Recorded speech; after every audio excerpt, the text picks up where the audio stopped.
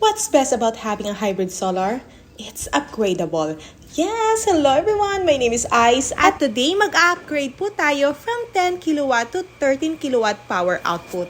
And that is one advantage sa ating hybrid. Pwede na po kayo mag-upgrade para ma-meet yung demands nyo, lalo na pag lumaki na po yung power demand natin. Lalo na sa panahon ngayon, grabe, sobrang init. Lalo sa ating mga momshies, and hindi talaga maiwasan na maka-on yung aircon natin all day, lalo na pag may mga kiddos tayo. And with this hybrid solar, talagang worry-free ka na sa babayaran nating bill. At sino ba naman ang ayaw ng unlimited power supply all day? Well, with this battery guys, at nag-upgrade pa dito, well, talaga namang hindi lang unlimited power supply all day, all night mo pang magagamit ng libre ang yung power supply guys. Kaya road to zero bill na talaga.